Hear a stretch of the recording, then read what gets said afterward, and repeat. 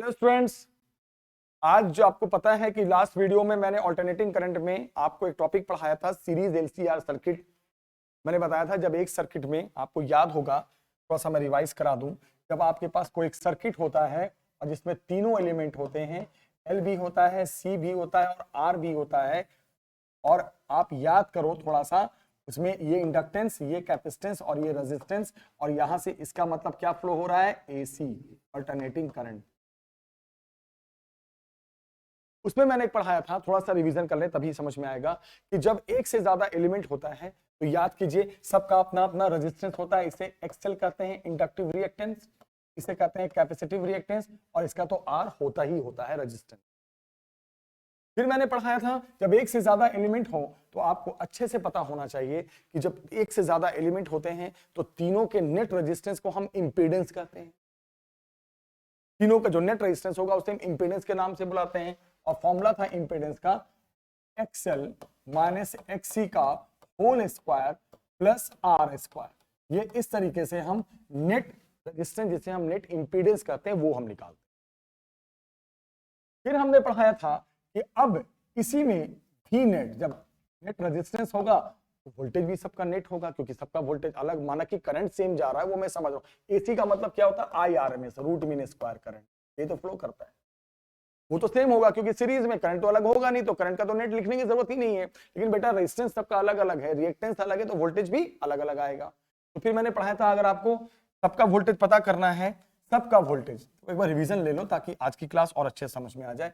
मान लो आपको voltage of register पता करना है, तो जो सेम करंट जा रहा है वो लिखोगे, इंटू आर लिखोगे। वोल्टेज ऑफ कॉइल पता करना है बेटा, तो IRMS वो तो सेम है, इंटू XL लिख दोगे। वोल्टेज ऑफ कैपेसिटर पता करना है तो IRMS लिखते थे और उसके बाद यहां पर XC लिख देते थे। अब जब यहां पर नेट वोल्टेज जब की बात आएगी, तीनों का जब वोल्टेज पता चल जाएगा तो उसी पैटर्न पे वोल्टेज भी लिखा जाता है, voltage of coil minus voltage of capacitor का whole square plus voltage of क्या, रेजिस्टेंस का whole square, net voltage impedance. फिर हमने बताया था कि अल्टरनेटिंग करंट वेरिएबल करंट है, अल्टरनेटिंग वोल्टेज वेरिएबल है, इनके बीच एक फेज डिफरेंस होता है जो एंगल में मेजर किया जाता है। फेज डिफरेंस निकालने का मैंने आपको फॉर्मूला पढ़ाया था, XL minus XC by R, mod लगा देते हैं, याद रखना नेगेटिव में नहीं आना चाहिए, पॉजिटिव बनाकर ही निकालते हैं। और वोल्टेज के थ्रू निकालेंगे तो VL minus VC upon VR, voltage के थ्रू भी निकाल सकते हैं। Impedance, net voltage, phase difference between current end voltage, net voltage. फिर लास्ट में आपको याद है कोई भी सर्किट से हमें आउटपुट पावर मिलता है, आउटपुट पावर मिलेगा, सर्किट बनाते क्यों है, पावर कंज्यूम कराने के लिए। तो पावर निकालने का फॉर्मूला मैंने पढ़ाया था, वोल्टेज का RMS वैल्यू, करंट की RMS value into cos phi. ये एक फॉर्मूला आपने देखा, इतने सारे फॉर्मूले मैं आपको बता चुका हूं जब एक से ज्यादा एलिमेंट हो। बोलोगे सर आज ये तो पढ़ा चुके हो, आज आप क्यों पढ़ा रहे हो, तो आज इसलिए पढ़ा रहा हूं मैं कि आज मैं तीन एलिमेंट तो मैं ले ही चुका हूं, आज मैं 3 एलिमेंट नहीं लूंगा, आज मैं 2-2 एलिमेंट लेके चलूंगा। अब मान लो इस सर्किट का नाम रख दिया मैंने जस्ट एग्जांपल LR सर्किट, तो बोलोगे सर LR का मतलब ये हुआ कि इस सर्किट में अब ये नहीं है, इसको भूल जाओ आप।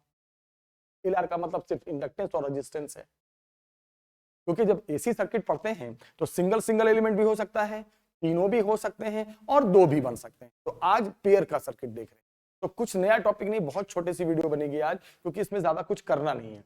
LR सर्किट है तो फॉर्मूला अगर मान लो LR सर्किट में पूछ दिया इंपीडेंस का फॉर्मूला, किसी चीज का फॉर्मूला, तो LR में C नहीं है, तो इसका मतलब यहां एक तो XC जहां जहां 0 करेंगे और जहां जहां VC है वो 0 कर देंगे।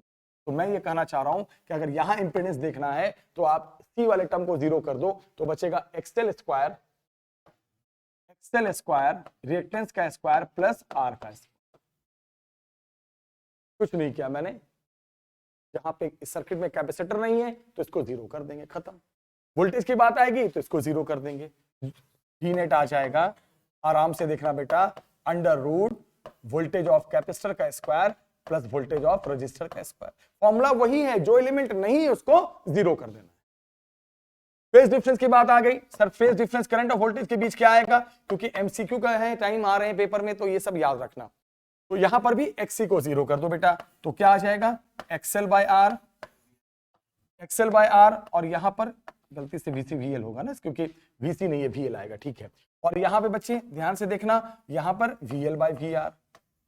मेरे कहने का मतलब ये है, अब आप ध्यान से देखो कि जब सर्किट में तीनों एलिमेंट था तो ये सब फॉर्मूले चलते थे।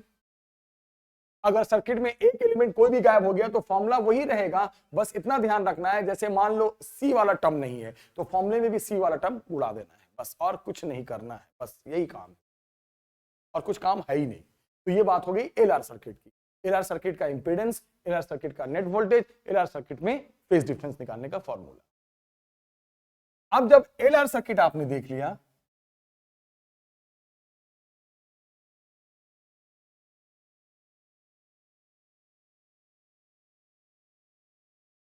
अब यहां पर मान लो बच्चे ध्यान से देखना, अब मैं ये सर्किट की बात कर रहा हूं, वो मान लो सर्किट है आरसी सर्किट।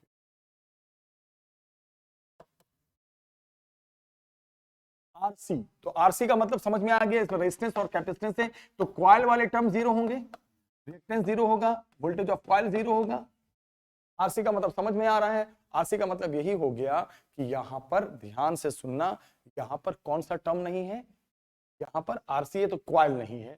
आरसी का मतलब, कॉइल का मतलब ये हो गया कि ये जो है यहां सर्किट में नहीं है, अब ये दोनों एलिमेंट है, तो फॉर्मूला वही होगा जो सेम है। अब यहां जहां जहां एल वाला टर्म उसको 0 कर देंगे, तो क्या आ जाएगा इंपीडेंस का फॉर्मूला, आराम से देखना बेटा, under root XC square plus R square, very simple. Okay, जब आप एक्सेल के टर्म को 0 करोगे तो XL square plus R square, impedance ये हो गया। वी नेट की बात आती है तो वी नेट भी निकाल सकते हो, वी नेट हो जाएगा बेटा under root VC square plus कितना V R square. Phase difference निकालने की बात आती है करंट और वोल्टेज के बीच में, तो कुछ नहीं करना, फेज डिफरेंस में यही वाला फॉर्मूला चलेगा। मॉड के अंदर है तो मॉड के अंदर तो माइनस हो नहीं सकता, मैंने कहा था ना मॉड में लेना है, हालांकि आप 0 करोगे तो माइनस एक्सी बाय आर होना चाहिए, बट मॉडलेस में प्लस लेके चलते हैं। वहां भी देखो क्या आ जाएगा बच्चे, वीसी बाई वी आर। कुछ नहीं है सर, वो मेन फॉर्मूला पता है, अब पेयर का भी निकाल सकते, जो एलिमेंट गायब कर रहे हैं उसके फॉर्मूले से उड़ा दे रहे हैं। तो पेयर में आपने क्या क्या देख लिया, एलआर देख लिया, आरसी सर्किट देख। अब पेयर में एक लास्ट ऑप्शन बचता है, आप समझ गए हो क्या है, समझदार हो आप।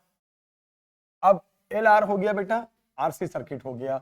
अब मैं ध्यान से देखना, अब मैं बोल रहा हूं कि अब इस सर्किट में आर हम उड़ा दे रहे हैं, आर को गायब कर रहे हैं, तो अब ये सर्किट बन गया एलसी सर्किट।